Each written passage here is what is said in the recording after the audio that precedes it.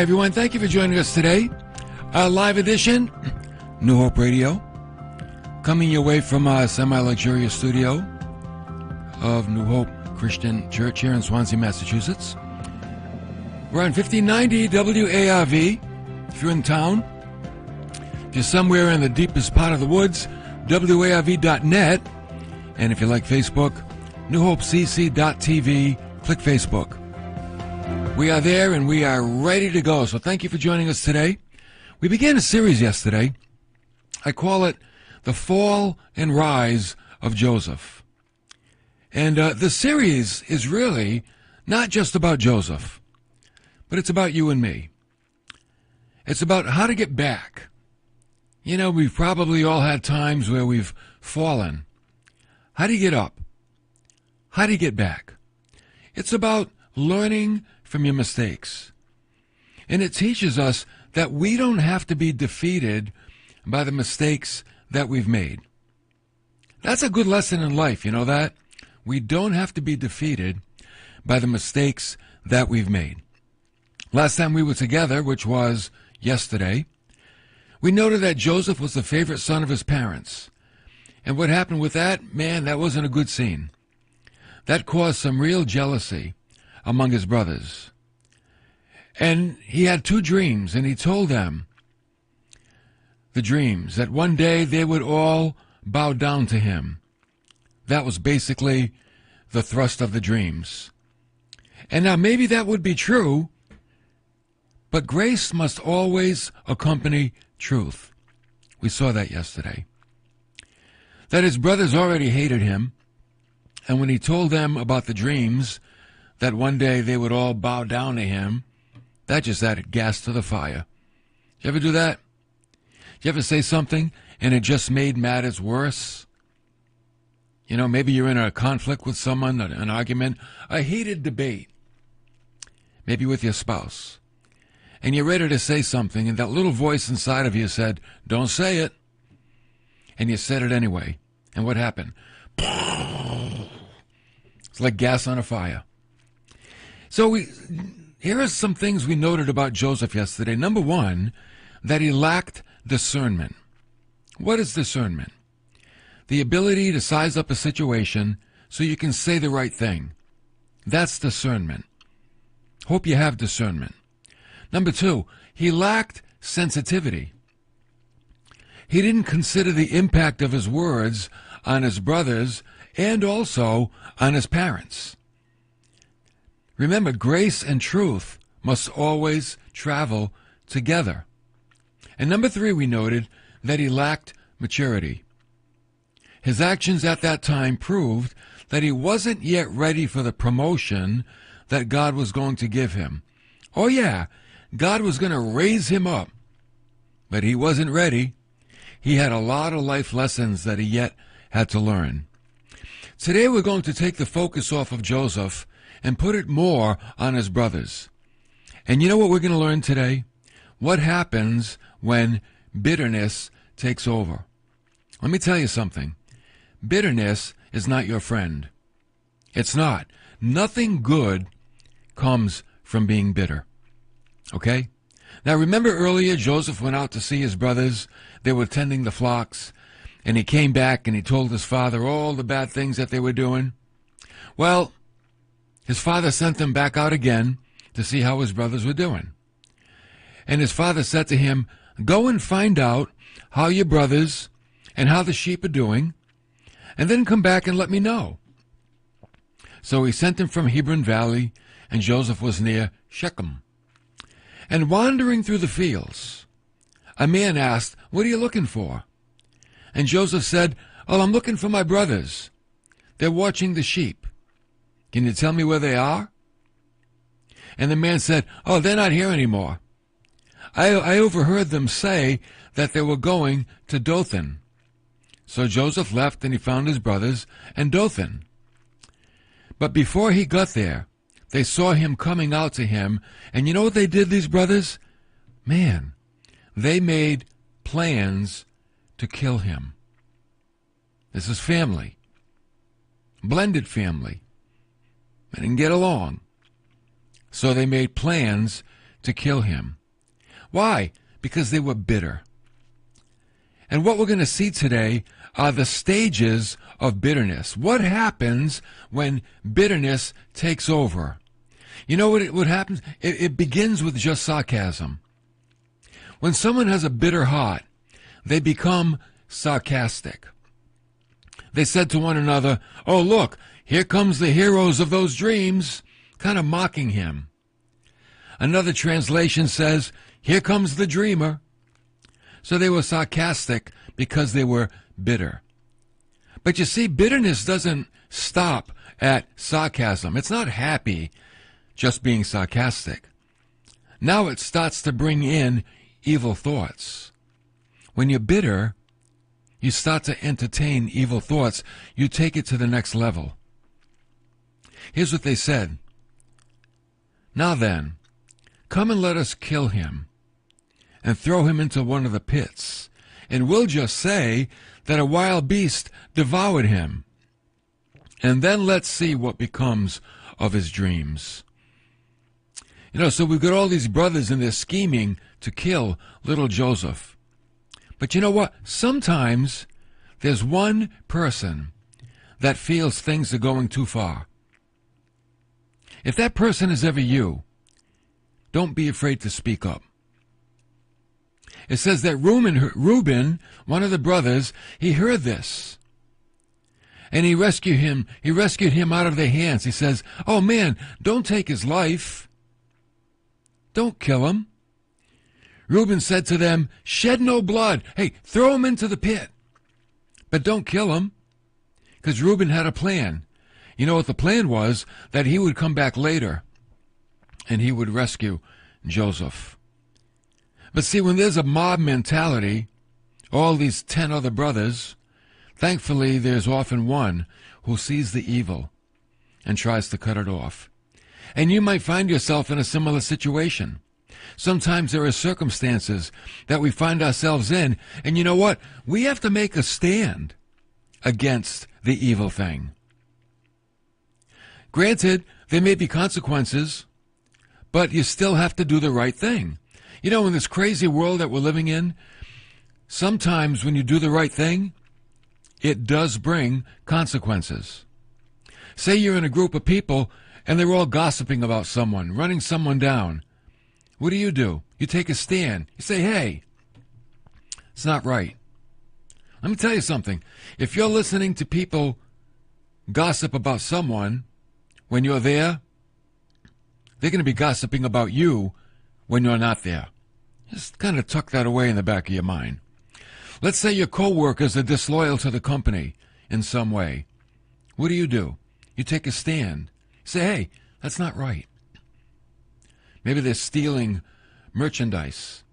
Say, "That's not right." See, when someone steals from a company, they're hurting themselves. Here's how it works. When profits go up, salaries go up. When profits go down, salaries go down. And if you're stealing from your company, you're not helping yourself. You might think you are, but you're not.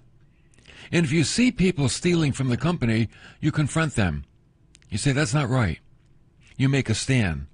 Will there be consequences? Yeah. They won't eat lunch with you anymore. So what? You did the right thing. These brothers here, they were so consumed with bitterness, and they were so filled with hatred toward their brother, that it blinded their minds. That's all they could see. See, when you're blinded by bitterness, you can't even see the difference between right and wrong. You think everything you do is right, and deservedly so. That's what bitterness does. It blinds you. Let me give you an illustration. One day a visitor leaned on the old fence around a farm, and when he was watching this farmer struggling and plowing with a mule, and he was pulling on the ropes and pulling back and letting go, and he was really having a hard time.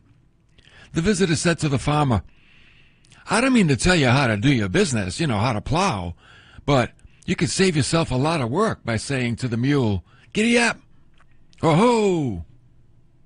instead of struggling with those ropes and yanking and pulling." And the old farmer pulled a big handkerchief from his pocket and he wiped his face.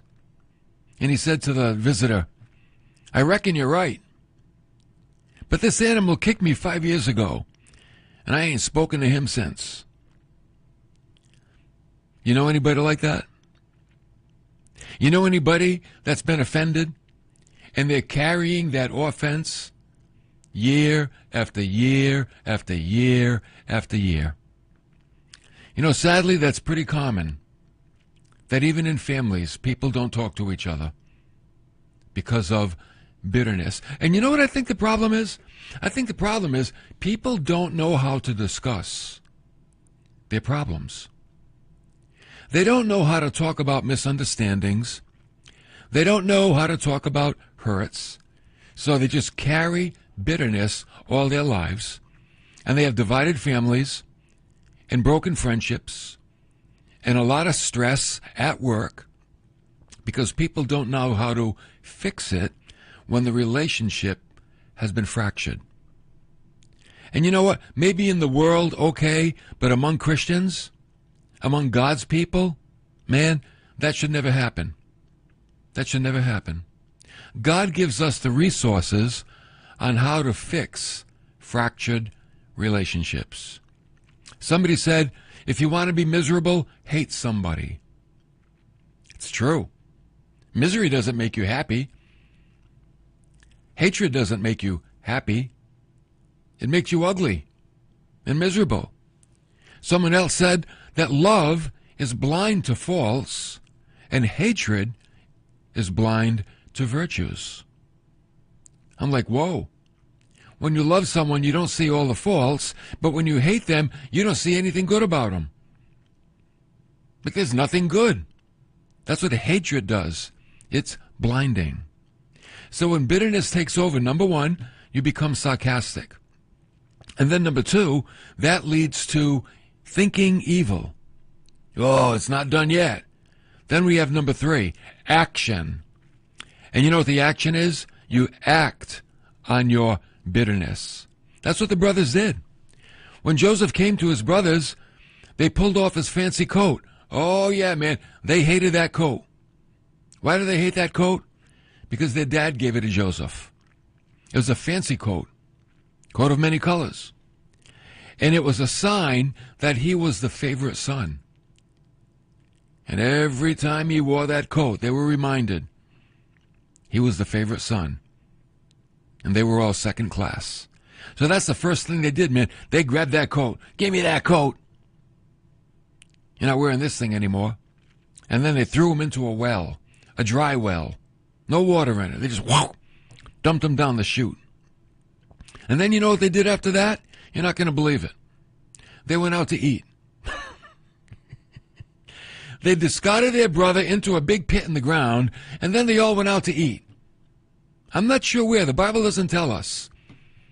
Subway, D'Angelo's, maybe Olive Garden, I don't know. Was it a big meal? Was it a snack? I don't know. But we do know this. The Bible says, while they were eating, a caravan of Ishmaelites passed by on their way to Egypt. So you know what they did? They sold their brother as a slave to the Ishmaelites. They probably figured, hey, man, we can make some money on this deal. Let's see what we can get. And they were going to Egypt like miles away. It's like, he's gone. We don't have to worry about him anymore. Notice how it says that they were on their way to Egypt. You don't want to skip over that. You know what that means? It means that now God has entered the action. God's going to work. See, just when you think God is missing from your life or not interested, his plan begins to unfold. And God is now in the driver's seat. See, no one knows this is a plan of God but God himself. No one knows it's God's plan to get Joseph to Egypt, and he was using the brothers, and he was using the Ishmaelites to make it happen. No one knows that. Joseph doesn't know it. The brothers don't know it. The Ishmaelites don't know it. Oh, only God knows it. Because you know what the Bible tells us in Romans 11:34? Who's known the mind of the Lord? Or who has become his counselor? In other words, man, we can't figure out what God is doing. It's not going to happen. His thoughts are not our thoughts. His ways are far above our ways. Remember, you can never see the end of a thing. You can't. You can never see the end of something until you get there. There's only one thing you can know the end of. And you know what that is? A movie that you've seen for the second time. That's it. There's nothing else that you can know the end of.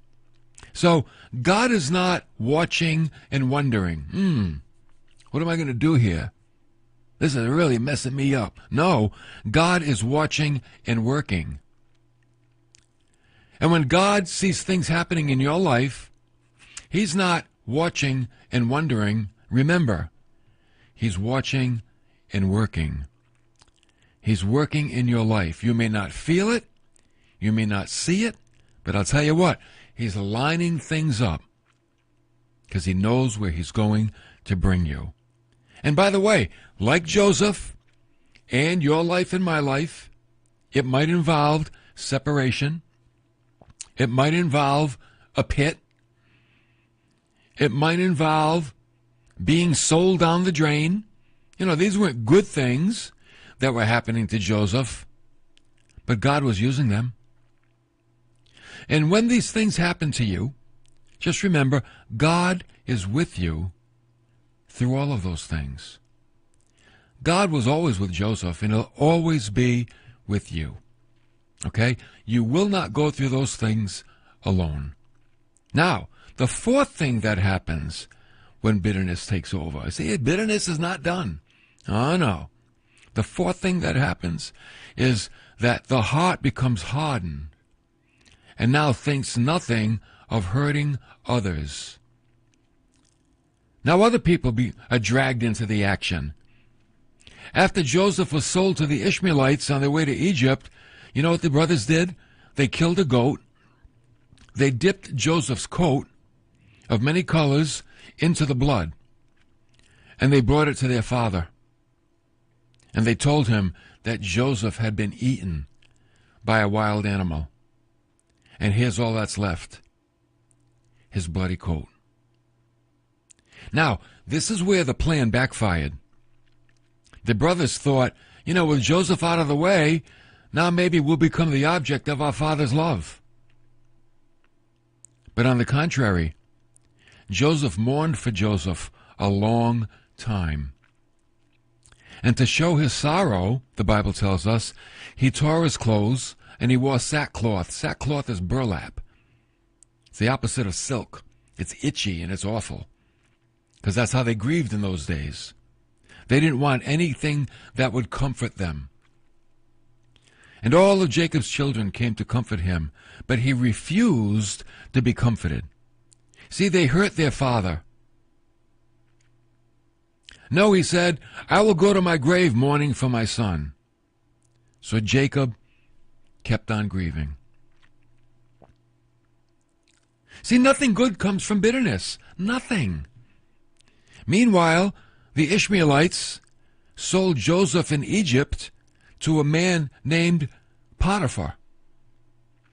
Potiphar was the king's official in charge of the palace guard. This is where we're going to leave Joseph today. We see the transition of Joseph's life. He was home having a good time till bitterness took over the hearts of his brothers. And they threw him into a pit. And he went from a pit to a caravan. And then he went from a caravan to a strange land. And then in that strange land, he went to a strange house, the house of Potiphar. And you know what happened? The brothers had become a prisoner to their bitterness, and Joseph had become a prisoner of God. There's a difference. There's a big difference. Would you rather be a prisoner to your bitterness, or would you rather be a prisoner of God? See, one thing about being a prisoner of God, and you know what that is? This is the coolest thing. You're still free. You're free. Only being a prisoner of God, makes you free. When you're a prisoner of bitterness, you'll never know freedom. It owns you. It controls you. You know what bitterness does? It dictates to you. It's your boss. It's your guide. It tells you what to do. And you're not really free at all. There is no freedom when you're in bitterness.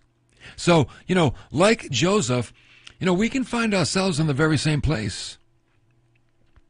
You and I, because of things that happen to us, we can become prisoners of bitterness, or we can become prisoners of God. And that's a choice that we make. We make that choice. See, we're going to choose who we serve. You can serve a bitter heart, or you can serve God. And a lot of terrible things happened to Joseph. We're not even through half of them yet. Well, maybe half of them. But there's a few more bad things that are going to happen to Joseph. But like I said yesterday, Joseph knows how to learn from life's lessons. He knows how to look at where he is and where he's been, and he can derive life lessons from his circumstances. Let me ask you, can you do that? What's the last life lesson that you learned from your circumstances? Do you have anything recent, or is it more like ancient history? We're going to be learning every day. We're going to be learning all the time. Because if you're not a prisoner of God, you're going to be a prisoner of your bitterness. Tomorrow when we come back, we're going to see that Joseph, and he did this very well, and he's going to teach us how to bloom where you are planted. How to bloom where you are planted. Sometimes we don't like where we are. We don't like where we are in life. And what's the best thing to do? You know what it is? Make the best out of it.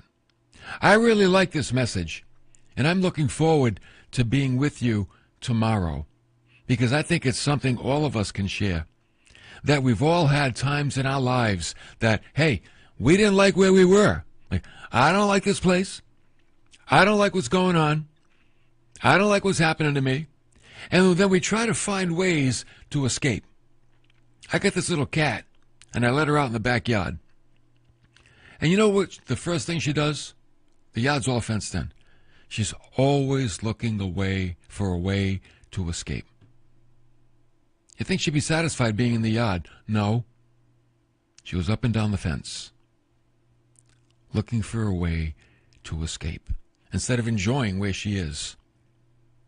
And we're going to see we need to learn to make the most of where we are and stop trying to always look for an escape route. Why? Because God has us where we are so we can learn, a life lesson. If you escape where you are, what have you learned? Nothing. You know what you've learned? How to run. You've learned how to run away. Let me tell you something about runners. Runners never learn. They never do. Runners don't learn anything about life because they're always running. They don't stay put and learn what they need to learn. So I'm looking forward to being with you tomorrow for learning to bloom where you are planted from the life of Joseph. Now this is what they call Holy Week. And it is a Holy Week because it's the Lord's last week when he was on the earth. This is the last week that he was alive. A lot of church services going on. If you don't have a church and you'd like to come to a Friday night Good Friday service right here at New Hope, we're gonna go through the Good Friday account, and then it'll be a beautiful communion service, honoring Jesus, what he did for us on that night. Good Friday is a night to be in church. To me, it's like Christmas Eve. We honor the Lord for what he did. When Jesus was born, it wasn't nearly as bad as when he was crucified. When he was born into the world, there was labor pains for his mom, and he did pretty good. But when he was crucified, it was suffering, and it was torture. And we need to honor the Lord Jesus. So if your church is having a Good Friday service, I encourage you to get there and support it and be part of it.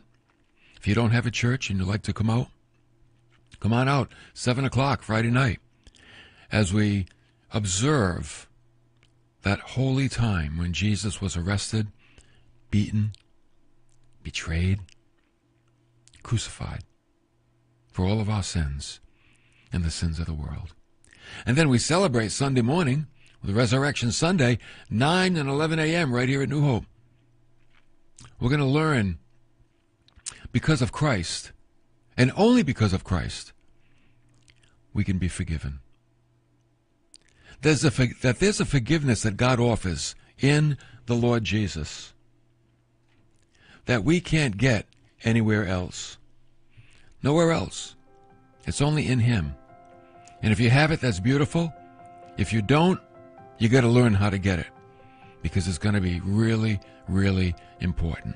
Okay?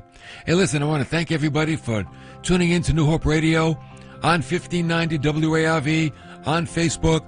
If this program helps you, consider helping us. Pray for the program that we remain and become an even better, godly teaching ministry. And then support us financially if you can, because that's important too. Radio bills are very expensive, and we want to be good stewards of this radio time and of the money we have. So help us out if you can by supporting New Hope Radio. You can go to our website, newhopecc.tv, and all the information is there. Thanks for coming along, and I'll see you tomorrow for more of New Hope Radio.